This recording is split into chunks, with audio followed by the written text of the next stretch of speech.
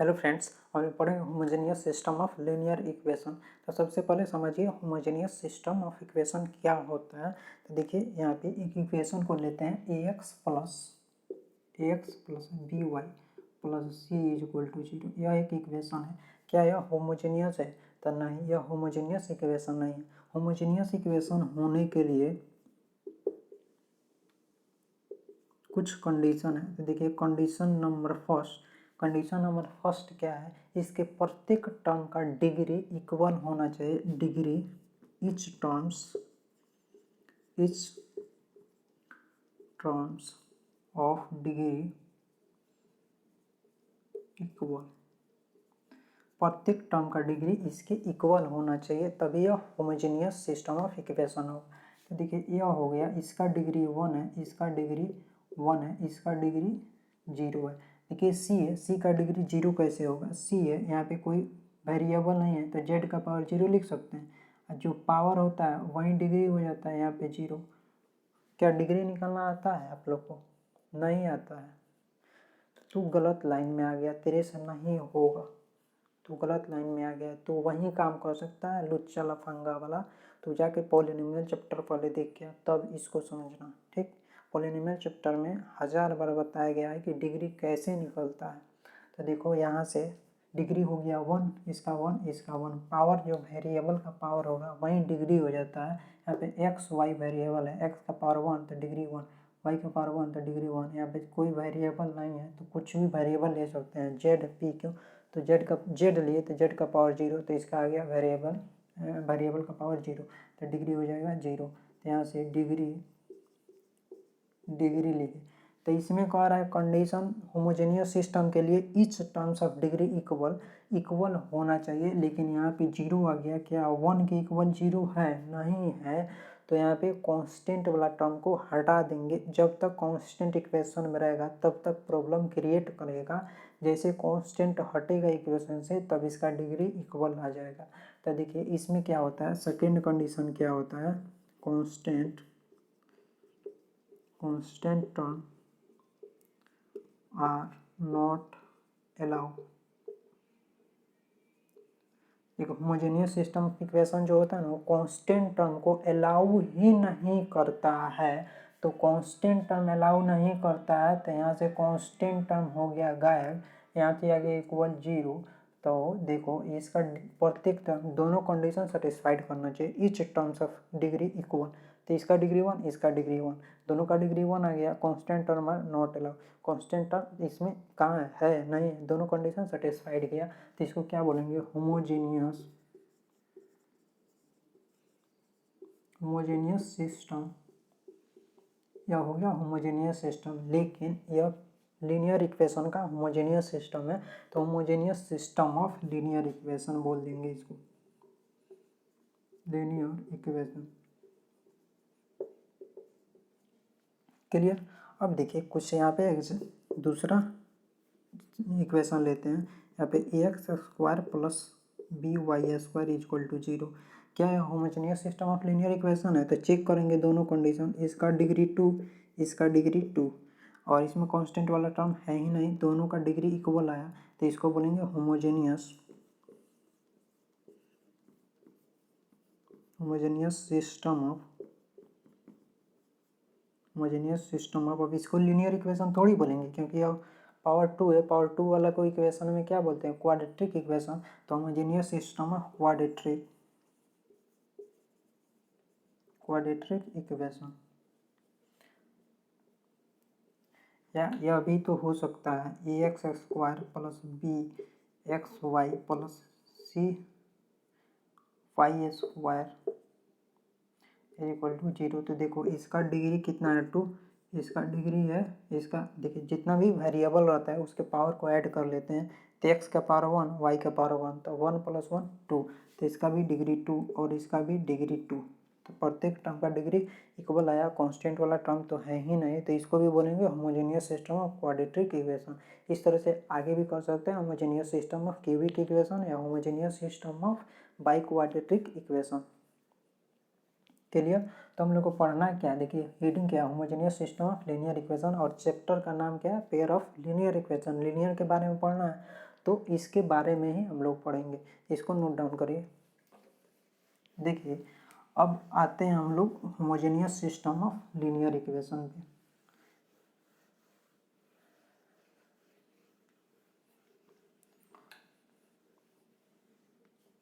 देखिए अब आते हैं यहाँ पे लीनियर इक्वेशन। तो दो लीनियर इक्वेशन होगा तभी तो एक्स और वाई का वैल्यू फाइंड होगा। तो दो होमोजेनियस सिस्टम लेते हैं। यहाँ पे देखिए a1x plus b1y is equal to 0 और a2x plus b2y is equal to 0। देखिए होमोजेनियस सिस्टम के बारे में हम लोग क्यों पढ़ रहे हैं, कोई तो रीजन होगा तभी पढ़ रहे हैं। देखिए जैसे हम लोग condition for solvability of linear equation में पढ़े थे, सिंपल लीनियर इक्वेशन के लिए उसका सॉल्वेबिलिटी, उस लीनियर इक्वेशन में कितना सॉल्यूशन होगा, वही सेम कंडीशन इसमें भी पढ़ना है कि इस homogeneous system of linear equation का सॉल्यूशन क्या होगा। देखिए इसका भी दो मेथड होगा, उसका भी हम दो मेथड बताए थे। या तो ग्राफ ड्रॉ कर लीजिए या इसका डायरेक्ट रेशियो निकाल लीजिए, एक्स और वाई के कोफिशिएंट का रेशियो। तो देखिए इसका ग्राफ ड्रॉ करिएगा ना, ग्राफ ड्रॉ करिए, थोड़ा कॉम्प्लिकेटेड हो जाता है। तो देखिए ग्राफ ड्रॉ करिएगा तो पक्का ओरिजिन से पास करेगा या पासिंग, दोनों ग्राफ ओरिजिन से पास करेगा। Graph passing through origin. अच्छा ओरिजिन क्या होता है जी, ओरिजिन को ओ से डिनोट करते हैं और ओ का कोऑर्डिनेट 0,0 होता है। तो इससे जो इक्वेशन में लाइन बनेगा L1 और इससे जो बनेगा इसको L2 बोल देते हैं। तो इसका दो कंडीशन आएगा। अब फिक्स हो गया, ग्राफ ड्रॉ करिएगा तो यह फिक्स हो गया ग्राफ पासिंग थ्रू ओरिजिन से ही दोनों ग्राफ L1 और L2 पास करेगा। तो देखिए दो इसका पॉसिबिलिटी बनेगा, उसमें क्या था, तीन पॉसिबिलिटी बनता था। यह हो गया हॉरिजॉन्टल है एक्स एक्सिस और वर्टिकल हो गया वाई एक्सिस। तो इसमें दो कंडीशन हो गए, एक तो ग्राफ ओरिजिन से पास किया, इसको बोल देते हैं L1, और इसका डायरेक्शन तभी पता चलेगा जब ग्राफ ड्रॉ करेंगे। तो इसका देखिए सपोज देते हैं L1 हो गया और यह इंटरसेक्ट कर रहा है L2 पे, इंटरसेक्टिंग L2, यह हो गया L1 और L2 ओरिजिन पे इंटरसेक्ट कर रहा है। तो यहाँ से आ गया ओरिजिन, यह क्या है, ओरिजिन है, ओरिजिन पे इंटरसेक्ट कर रहा है। क्लियर। और दूसरा कंडीशन क्या आ जाएगा जी, देखिए यह हो गया वर्टिकल वाई एक्सिस और हॉरिजॉन्टल हो गया एक्स एक्सिस। तो एक्स वाई या तो ग्राफ को इंसिडेंट हो जाए, यह हो गया L1 लाइन हो गया, और दूसरा L2 जो लाइन है सेकेंड इक्वेशन से जो ग्राफ में लाइन बनेगा वह इसी के ऊपर आ जाए तो को इंसिडेंट का कंडीशन हो जाएगा, को इंसिडेंट का कंडीशन हो जाएगा। तो इसी को क्या बोलेंगे, इसको भी L2 बोलेंगे, L2। और तीसरा कंडीशन क्या पॉसिबल है, पैरेलल वाला कंडीशन बताए थे ना सॉल्वेबिलिटी फॉर ए लीनियर इक्वेशन में। तो थर्ड वाला क्या बताए थे, पैरेलल वाला कंडीशन बताए थे। तो पैरेलल वाला ओरिजिन से पास करेगा तो दूसरा भी ओरिजिन से पास करना चाहिए। तो सपोज दैट दूसरा इक्वेशन इस तरह से आ गया L2 और L1, तो L2 क्या ओरिजिन से पास कर रहा है, नहीं पास कर रहा है, इसलिए थर्ड कंडीशन होगा ही नहीं। यहाँ पे फिक्स हो गया ग्राफ पासिंग थ्रू ओरिजिन।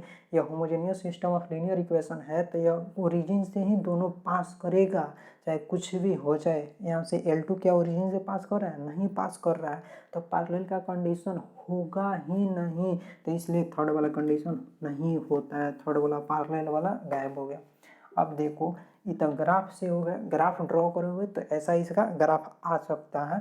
अब डायरेक्शन मैटर करता है, ग्राफ ड्रॉ करने पर आप लोग को पता चल जाएगा। अब देखिए क्या करेंगे, अब डायरेक्ट निकालेंगे हम लोग कैसे इसका सोल्यूशन होगा। तो क्या करेंगे, रेशियो निकालेंगे, एक्स का कोफिशिएंट का रेशियो A1/A2, वाई का कोफिशिएंट का रेशियो B1/B2।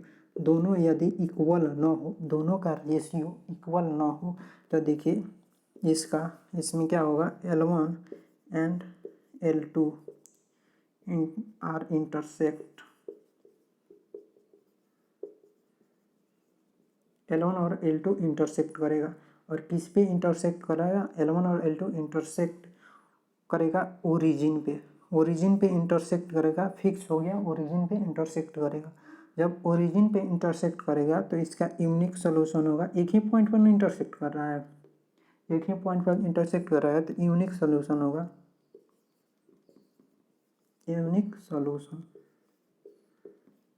अच्छे ओरिजिन पे इंटरसेक्ट किया है, तो ओरिजिन पे इंटरसेक्ट किया है, ओरिजिन का कोऑर्डिनेट 0,0 होता है, तो यहाँ से x का वैल्यू आ गया 0 और y का वैल्यू आ गया 0। तो इसमें देखो, देखिए 0 और 0 आया तो इसको बोल सकते हैं जीरो सोल्यूशन, जीरो सोल्यूशन या यूनिक सोल्यूशन बोलिए या जीरो सोल्यूशन बोलिए, बात एक ही है, कोई दिक्कत। और इसमें देखिए, इसमें क्या है, इसमें देखिए इसका रेशियो निकालिएगा, इसमें a1/a2 x का कोफिशिएंट का रेशियो b1/b2, दोनों क्या होना चाहिए, दोनों इक्वल होना चाहिए। तब दोनों इक्वल होगा तो इसमें क्या लिखेंगे, L1 and L2 are coincident हो जाएगा, एक ही लाइन पे दूसरा ग्राफ आ जाएगा। तो कोइंसिडेंट का कंडीशन होगा, जब कोइंसिडेंट का कंडीशन हो गया तब प्रत्येक पॉइंट पे इसका सॉल्यूशन आएगा, तो इसका इनफाइनाइट सॉल्यूशन होगा, इनफाइनाइट सॉल्यूशन। और देखिए इसमें क्या है, जीरो सॉल्यूशन यह ले लिया, फर्स्ट कंडीशन जीरो सॉल्यूशन, तो इसको नॉन जीरो सॉल्यूशन बोल सकते हैं, नॉन जीरो सॉल्यूशन बोल सकते हैं। यही दो कंडीशन इसमें पॉसिबल था, इसको नोट डाउन करिए, क्वेश्चन करते हैं इस पर। देखिए क्वेश्चन है, चेक करना है कि इसका सॉल्यूशन क्या होगा, कुछ homogeneous system of linear equation दिया है।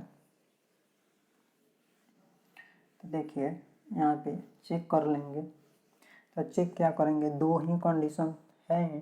तो देखिए फर्स्ट क्वेश्चन क्या दिया है, क्वेश्चन नंबर फर्स्ट दे दिया आपका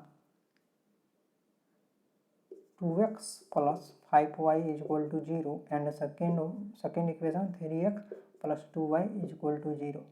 और सेकेंड क्वेश्चन आपका हो गया 5x + y = 0 और 10x + 2y = 0, कोई दिक्कत।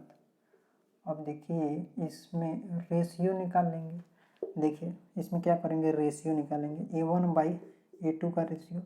तो a1/a2 क्या हुआ जी, फर्स्ट इक्वेशन से x का कोफिशिएंट 2/1, सेकेंड इक्वेशन से x का कोफिशिएंट 3 2/3, और b1/ अब निकालेंगे y के कोफिशिएंट का रेशियो। तो फर्स्ट इक्वेशन से y का कोफिशिएंट b1 तो 5 आ गया, b2 क्या हो जाएगा, सेकेंड इक्वेशन से y का कोफिशिएंट तो 2, तो 5/2। क्या है, दोनों रेशियो इक्वल है, नहीं इक्वल है, तो a1/a2 not equal to b1/b2 है, या इसको लिख सकते हैं, वैल्यू भी पुट कर दीजिए 2/3 नॉट इक्वल टू 5/3 का कंडीशन आ गया। यह जब इक्वल नहीं आया तब कंडीशन नंबर फर्स्ट आया। तो कंडीशन नंबर फर्स्ट में क्या था, यूनिक सोल्यूशन, इसको बोल सकते हैं, इसका यूनिक सोल्यूशन होगा, यूनिक सोल्यूशन, या इसको बोल सकते हैं जीरो सोल्यूशन, यूनिक सोल्यूशन होगा या जीरो सोल्यूशन इसका होगा, क्लियर। और इसमें देखिए इसका निकालेंगे रेशियो a1/a2, तो फर्स्ट इक्वेशन से x का कोफिशिएंट, सेकेंड इक्वेशन से x का कोफिशिएंट, तो 5/10 हो गया, तो इसको लिख सकते हैं 1/2। अब b1/b2 हुआ, तो b1y का कोफिशिएंट तो 1/2, तो 1/2। देखिए दोनों वैल्यू इक्वल आया, तो यहाँ से a1/a2 इक्वल टू b1/b2 आया, या इसमें वैल्यू पुट कर दीजिए 1/2, दोनों इक्वल आया। जब इक्वल आया तो कंडीशन नंबर सेकेंड आया, तो इसका इनफाइनाइट सोल्यूशन होगा, इनफाइनाइट सोल्यूशन, और इसको बोल सकते हैं नॉन जीरो सोल्यूशन, कोई दिक्कत। और दोनों ग्राफ ओरिजिन से ही पास करेगा, तो इनफाइनाइट सोल्यूशन या नॉन जीरो सोल्यूशन, इस तरह से डायरेक्ट बता सकते हैं। या सेकेंड मेथड क्या हो जाएगा, ग्राफिकल मेथड, ग्राफ ड्रॉ करिए और उसे बता सकते हैं। देखिए इसको पढ़ने का मेन रीज़न क्या था, यही था कि सोल्यूशन बताना, और इसके क्वेश्चन भी इस तरह से बन सकता है, find the value of k for which system of equation इस तरह से कुछ दे देगा, इसका यूनिक सोल्यूशन या zero solution, non zero solution, infinite solution, इस तरह से बहुत सारा क्वेश्चन इस पे बन सकता है और इस पे क्वेश्चन पूछा भी गया है CBSE में। देखिए क्वेश्चन फर्स्ट है, क्वेश्चन नंबर फर्स्ट देखिए या थर्ड ले लीजिए, सेकेंड दो किए हैं, third find the value of के, फाइंड द वैल्यू ऑफ के for which the system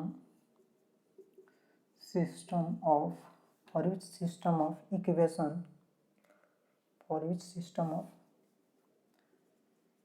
यहाँ से हो गया आपका equation 3x plus 5y equal to 0 and kx, या ले लीजिए 4x प्लस के वाई इज इक्वल टू 0 और second 3x minus 2y is equal to 0 has a zero solution. देखिए क्या होमोजेनियस सिस्टम है, देखिए x और y का दो ही टर्म है, इसका डिग्री 1 इसका डिग्री 1 और कांस्टेंट वाला है ही नहीं, तो यह दोनों कंडीशन सेटिस्फाइड कर रहा है, तो इसको homogeneous system of linear equation बोलेंगे। तो इसमें देखिए इसका सोल्यूशन क्या होगा जी, तो सोल्यूशन हो गया, देखिए इसमें रेशियो निकालेंगे a1 a2 b1 b2 का, तो a1 बाई a2, तो देखिए जीरो सोल्यूशन बोला तो जीरो सोल्यूशन बोले या यूनिक सोल्यूशन बोले, यहाँ पे यूनिक सोल्यूशन बोले, जीरो सोल्यूशन या यूनिक सोल्यूशन बोले तो बात एक ही बोल रहा है होमोजेनियस के लिए। तो बोला क्या जी, जीरो सोल्यूशन बोले या unique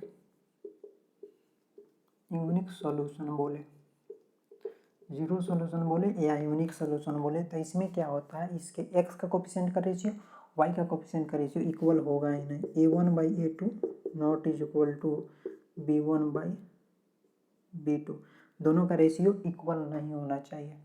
clear, a1 by a2 b1 by b2 का रेशियो इक्वल नहीं होना चाहिए, तभी जीरो सोल्यूशन या यूनिक सोल्यूशन आता है। देखिए a1 का वैल्यू क्या हो जाएगा, फर्स्ट इक्वेशन से x का कोफिशिएंट 4, a2 हो गया सेकेंड इक्वेशन से x का कोफिशिएंट नॉट इक्वल, और b1 हो गया यहाँ से k फर्स्ट इक्वेशन से y का कोफिशिएंट, और b2 होगा सेकेंड इक्वेशन से y का कोफिशिएंट -2। अब देखिए क्रॉस मल्टीप्लिकेशन करिएगा तो 3k is equal to -8 not is equal to, तो k not is equal to -8/3। अब फाइंड क्या करना था, k का वैल्यू, यहाँ पे k not is equal to 8/3 आ गया, इसका मतलब देखिए k का जो वैल्यू होगा k पॉसिबल होगा -∞ से इस तरह से -1